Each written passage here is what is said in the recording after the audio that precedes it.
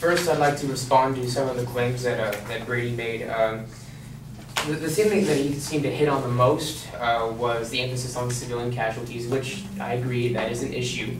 However, as blunt as this may seem, this is a war.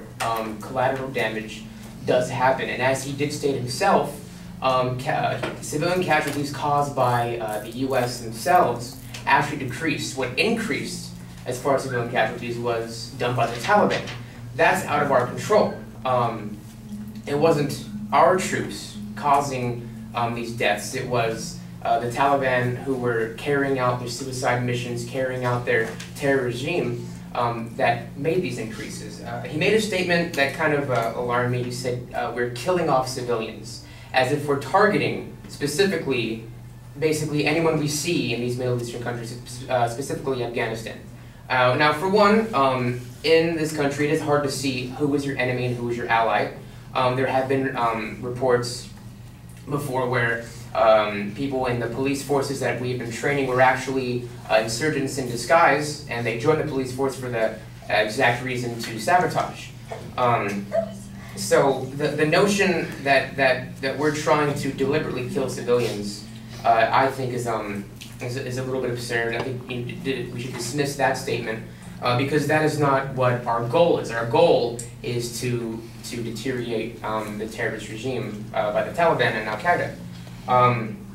So what else?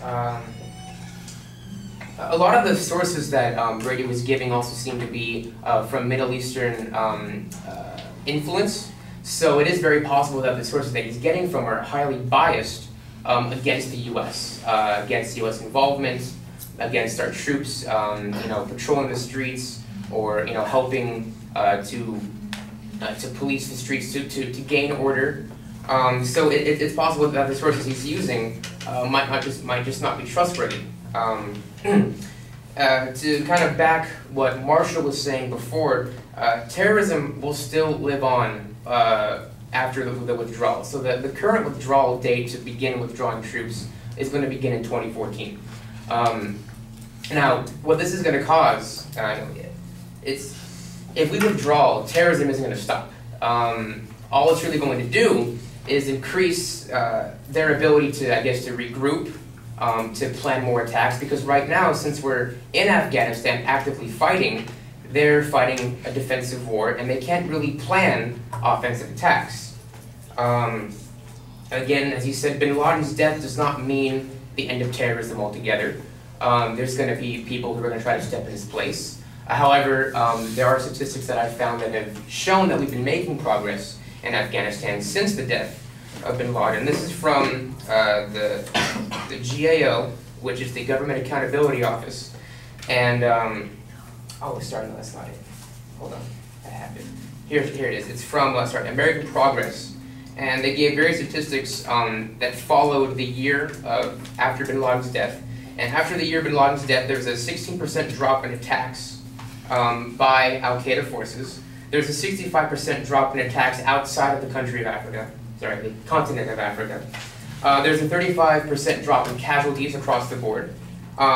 There was 81 successful attacks, which is down from 159 the previous year. And on top of that, there was a confirmed 22 senior-level Al-Qaeda operatives that were killed. So it is apparent that since we've been in Afghanistan, especially since the death of bin Laden, that we have been making progress.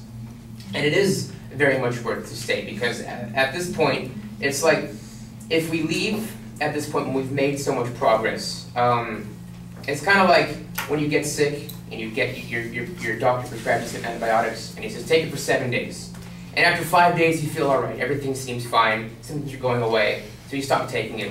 But there's still some of that sickness that's still there, and before you know it, it comes back. And then you can't fight it because it's stronger, it's more organized, because instead of destroying it or getting rid of it when you had the chance, you chose to say, oh, well, it's fine now, we got rid of their leader, and they're going to implode on themselves in a matter of time. I also wanted to bring up a couple points of my own. there's an issue of impracticability of withdrawing, because withdrawing from Afghanistan isn't as easy as it sounds. It's not just you put a bunch of soldiers on a plane home and then it's all over. We have, according to this is from the GAO, the Government Accountability Office, we have more than 50,000 vehicles and more than 90,000 containers currently in Afghanistan, and we'll have to get all that out. That requires manpower, labor, that requires money to fuel the ships and the planes bringing it back. Also, without us there, Afghanistan is going to be hard to be able to sustain itself. According to the GAO, Afghanistan would collapse without U.S. financial support because they can't pay currently for their own security forces. That's why we're training. We're in the process of training security forces once we leave. However, right now, because of the way the hostility and the uncertainty in that country, they don't have the financial means to pay for the security forces they currently have. So our money, even if we do leave, will most likely have to still go towards aiding them.